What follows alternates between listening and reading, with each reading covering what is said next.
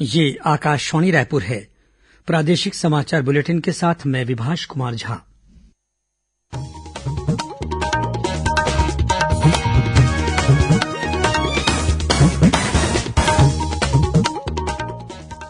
और अब पेश है आज के मुख्य समाचार। छत्तीसगढ़ में कोरोना संक्रमण की रफ्तार अब थोड़ी धीमी पड़ी। पिछले हफ्ते संक्रमित होने वालों से अधिक रही स्वस्थ होने वालों की संख्या। प्रदेश में अब तक करीब 56,23,000 लोगों को कोविड के टीके लगाए जा चुके हैं। राज्यपाल अनुसुईया उइके ने कहा कि कोरोना महामारी से निपटने के अभियान में लोगों को टीकाकरण के प्रति जागरूक करना सबसे जरूरी। और प्रदेश में अगले 24 घंटों के दौरान कुछ स्थानों पर पड़ सकती हैं हल्की बौछारें। 1-2 स्थानों पर आकाशीय बिजली गिरने और अंधड़ चलने की भी संभावना।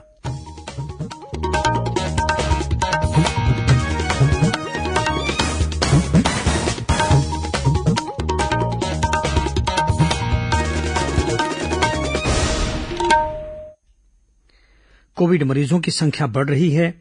श्रोताओं से अपील है कि कोई भी कोताही न बरतें, सुरक्षा के सभी उपायों का पालन करें और 18 वर्ष से अधिक आयु के सभी लोग निसंकोच टीका लगवाएं। 18 से 44 वर्ष के आयु वर्ग के लोगों का टीकाकरण शुरू हो गया है। 3 आसान उपायों का पालन करें और सुरक्षित रहें। कोविड-19 से बचाव और सुरक्षित रहने के 3 उपाय। मास्क लगाएं, 2 गज दूरी है जरूरी, सुरक्षित दूरी रखें, हाथ और मुंह साफ रखें।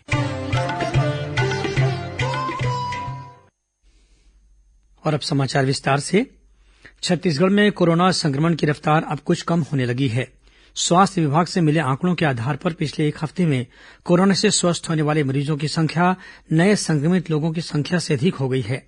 बीते 25 अप्रैल से 1 मई तक प्रदेश भर में 93,476 लोगों ने कोरोना को मात दी है। वहीं इस दौरान संक्रमित होने वाले मरीजों की संख्या 92,240 है। इस तरह स्वस्थ होने वालों की संख्या 1,236 से ज्यादा रही। इस दौरान लगभग 93% मरीज होम आइसोलेशन में इलाज कराकर स्वस्थ हुए हैं। पिछले हफ्ते कोरोना मरीजों के स्वस्थ होने की दर 101% रही। स्वास्थ्य विभाग के आंकड़ों के अनुसार अप्रैल महीने के शुरुआत में रायपुर, दुर्ग, बलौदाबाजार, राजनांदगांव और जशपुर जिले में कोरोना पॉजिटिव मरीजों की संख्या तेजी से बढ़ रही थी। लेकिन अप्रैल के आखिरी हफ्ते में रायपुर जिले में 29% का काफी कमी आई है।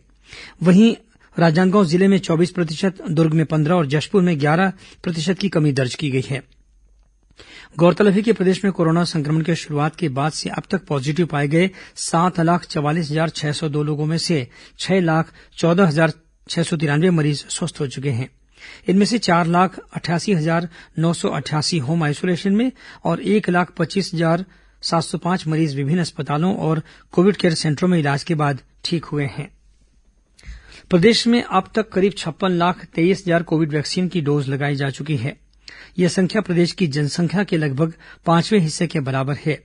छत्तीसगढ़ टीकाकरण के मामले में 1 करोड़ से अधिक आबादी वाले राज्यों में केरल के बाद देश में दूसरे स्थान पर है। टीकाकरण के साथ ही प्रदेश में अब तक 72,70,000 से ज्यादा लोगों की कोरोना की जांच भी की जा चुकी है। वहीं 45 वर्ष से अधिक आयु के लोगों का टीकाकरण भी प्रदेश में चल रहा है। कल पूरे प्रदेश में 23,710 पात्र लोगों को कोरोना वैक्सीन की खुराक दी गई। इस बीच 18 से 44 वर्ष के लोगों का टीकाकरण आज भी प्रदेश के विभिन्न स्थानों पर जारी रहा। कल रात तक मिले आंकड़ों के अनुसार बेमेतरा को छोड़कर प्रदेश के बाकी 27 जिलों में 8,579 लोगों को कोविड के टीके लगाए गए। सबसे ज्यादा 1,333 टीके रायगढ़ जिले में लगाए गए। बस्तर जिले में 1,026 लोगों ने टीके लगवाए। वहीं 7 जिलों में टीका लगवाने वालों की संख्या 300 से 600 के बीच रही। टीका लगवाने के लिए कोविन प्लेटफॉर्म और आरोग्य सेतु ऐप पर पंजीयन कराए जा सकते हैं। उधर कोंडागांव जिले में लोक स्वास्थ्य यांत्रिकी मंत्री गुरु रुद्रकुमार ने कल टीकाकरण का ऑनलाइन शुभारंभ किया। इस मौके पर गुरु रुद्रकुमार ने जिले के अधिकारियों से कहा कि वे कोरोना संक्रमण को रोकने के लिए अधिक से अधिक संख्या में शुरुआती लक्षण वाले लोगों की जांच करें। इससे समय पर इलाज मिलने से अन्य लोगों तक कोरोना संक्रमण को फैलने से रोका जा सकेगा। कार्यक्रम में कांग्रेस विधायक मोहन मरकाम और स्थानीय जनप्रतिनिधि भी शामिल हुए। कोरोना संक्रमण के मद्देनजर इस समय पूरे प्रदेश में कंटेनमेंट जोन घोषित किया गया है। इस वजह से सभी तरह की व्यापारिक गतिविधियां भी स्थगित हैं। कंटेनमेंट जोन के नियमों के कारण राज्य के लघु और मध्यम व्यवसायियों की परेशानियों को देखते हुए मुख्यमंत्री भूपेश बघेल ने केंद्र सरकार से राज्य के व्यवसायियों को वांछित राहत प्रदान करने का अनुरोध किया है। इस संबंध में छत्तीसगढ़ चेंबर ऑफ कॉमर्स के अनुरोध पर मुख्यमंत्री ने केंद्रीय वित्त मंत्री निर्मला सीतारमण को पत्र लिखकर कुछ राहत देने का अनुरोध किया है। श्री बघेल ने अपने पत्र में कहा है कि व्यवसायियों द्वारा टीडीएस और टीसीएस अधिनियम के तहत अपने खातों का मिलान कर विभिन्न प्रकार की विवरणियों को निर्धारित समय सीमा में प्रस्तुत कर पाना संभव नहीं हो पा रहा है। उन्होंने केंद्र सरकार से मांग की है कि इन विवरणियों को प्रस्तुत करने की अप्रैल और मई माह की तिथियों को 2 माह के लिए बढ़ा दिया जाए। साथ ही व्यवसाय संचालन की खातिर लिए गए कर्ज के मूलधन और ब्याज की किस्तों के भुगतान की समय सीमा को कम से कम 3 माह के लिए स्थगित करने पर विचार किया जाए। प्रदेश में कल 42,000 से कुछ अधिक लोगों की कोरोना जांच की गई, जिसमें से 11,825 मरीज संक्रमित पाए गए। इसके साथ ही प्रदेश में कोरोना संक्रमित लोगों की कुल संख्या करीब 7,56,000 से अधिक हो गई है। वर्तमान में लगभग 1,20,000 मरीजों का इलाज विभिन्न अस्पतालों या होम आइसोलेशन में चल रहा है। प्रदेश में कल कोरोना संक्रमण की वजह से 154 लोगों की मृत्यु हुई है। इस बीच रायपुर जिले के सभी अस्पतालों में कोरोना इलाज के लिए उपलब्ध बिस्तरों की वास्तविक जानकारी के लिए एक नया पोर्टल सीजी कोविड जनसहायता.com शुरू किया गया है। इस पोर्टल में जिले के लगभग 90% निजी कोविड अस्पतालों में उपलब्ध बिस्तरों और सुविधाओं की जानकारी दी गई है। बचे हुए अस्पतालों की जानकारी भी जल्द ही शामिल की जाएगी। कल रात की स्थिति में रायपुर के विभिन्न अस्पतालों में बिस्तर की जानकारी से यह मालूम होता है कि जिले में करीब 2,400 बिस्तर खाली हैं। इनमें ऑक्सीजन वाले 1,028, 315 आईसीयू और 64 वेंटिलेटर वाले बिस्तर शामिल हैं। स्वास्थ्य विभाग ने बताया कि अगले 3 दिनों में रायपुर जिले के साथ ही प्रदेश भर के सभी अस्पतालों में उपलब्ध बिस्तरों की जानकारी भी इस पोर्टल पर उपलब्ध करा दी जाएगी। वहीं रायपुर जिले में कोरोना के इलाज संबंधी जानकारी, सुविधा और सेवाओं के लिए विभिन्न कंट्रोल रूम बनाए गए हैं। नागरिक इन कंट्रोल रूम के माध्यम से जानकारी और सहायता प्राप्त कर सकते हैं। जिला प्रशासन ने अस्पतालों में इलाज के दौरान राज्य सरकार द्वारा तय की गई दर से अधिक राशि लेने या अन्य सेवाओं के लिए अतिरिक्त पैसे मांगने की शिकायत दर्ज कराने के लिए भी हेल्पलाइन नंबर जारी किया है। कोई भी व्यक्ति 86022 पर फोन कर अपनी शिकायत दर्ज करा सकते हैं। इसी तरह होम आइसोलेशन में रहने वाले मरीजों के घर तक ऑक्सीजन पहुंचाने के लिए एक व्हाट्सएप नंबर जारी किया गया है।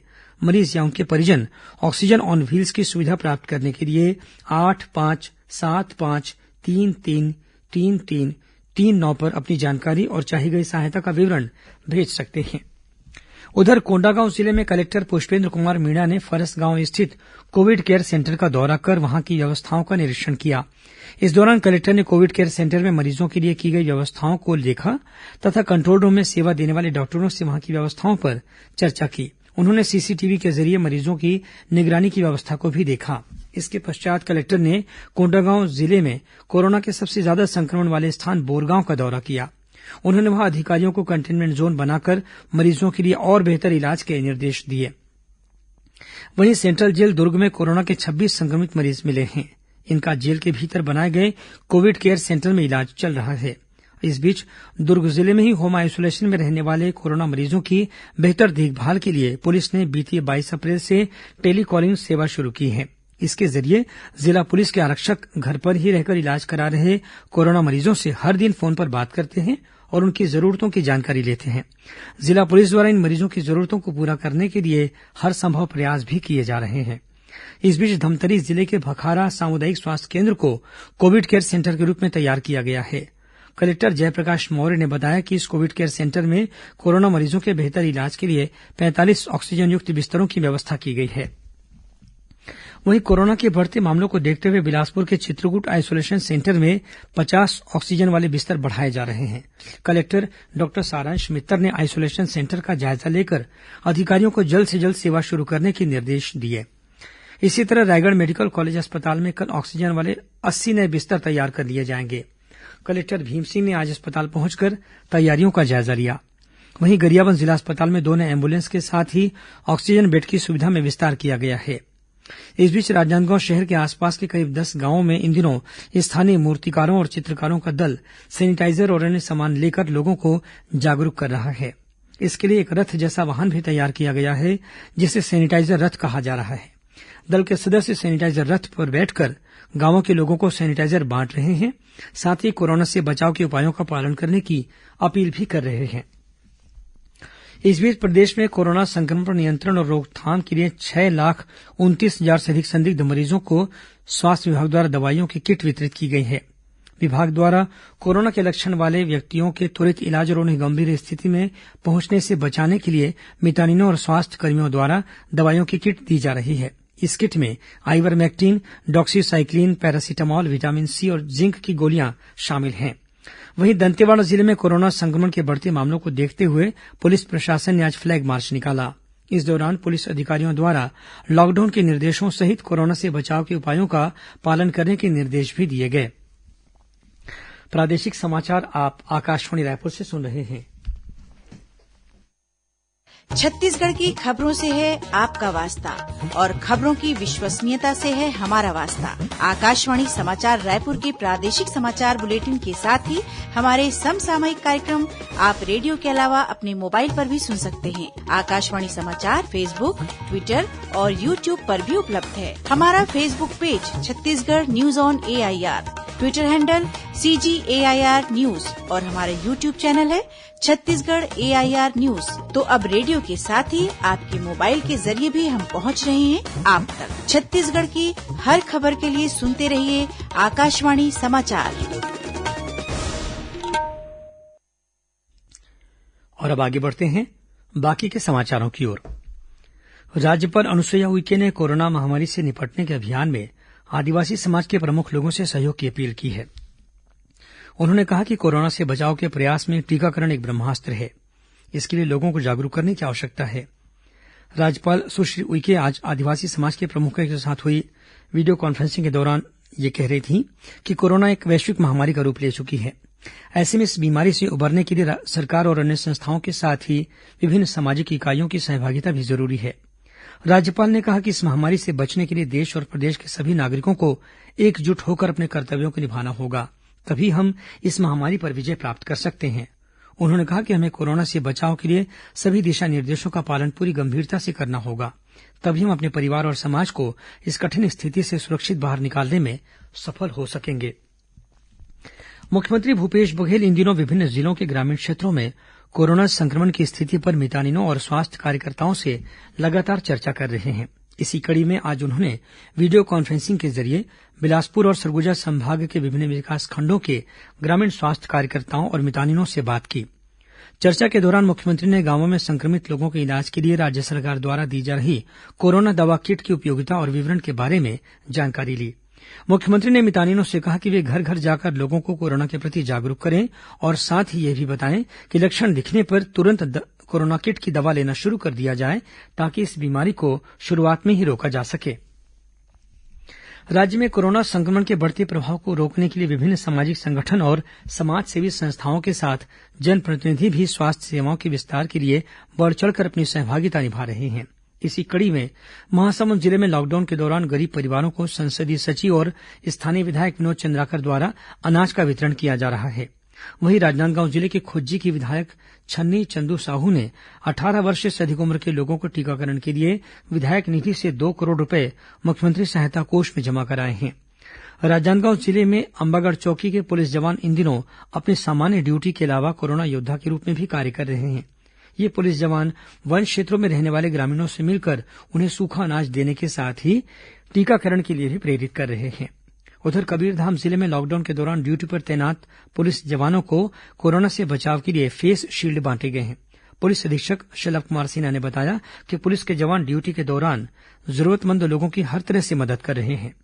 इस बीच कोरोना महामारी पर नियंत्रण और कोरोना पीड़ितों की सहायता के लिए बिलासपुर जिला पंचायत के अध्यक्ष, उपाध्यक्ष और सभी सदस्यों ने अपने अप्रैल महीने के पूरे मानदेय के लगभग 1.5 लाख रुपए मुख्यमंत्री राहत कोष में जमा करा दिए हैं।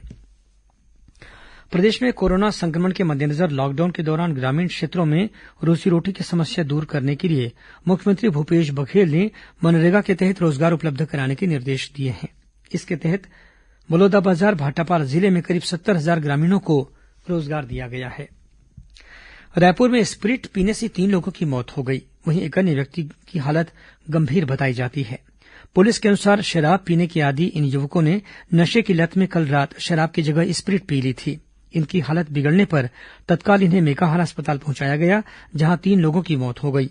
पुलिस द्वारा मामला दर्ज कर आगे की कार्रवाई की जा रही है। और अब पेश है मौसम का हाल। बंगाल की खाड़ी से आ रही नमी के कारण प्रदेश में अगले 24 घंटों के दौरान कुछ स्थानों पर हल्की बौछारें पड़ने की संभावना है। मौसम विभाग के अनुसार उत्तर प्रदेश और बिहार के ऊपर एक द्रोणिका बनी हुई है। इसके प्रभाव से प्रदेश के कुछ स्थानों पर हल्की वर्षा होने के साथ ही गरज चमक के साथ बौछारें पड़ सकती हैं। वहीं प्रदेश में एक दो स्थानों पर आकाशीय बिजली गिरने और अंधड़ चलने की भी संभावना है।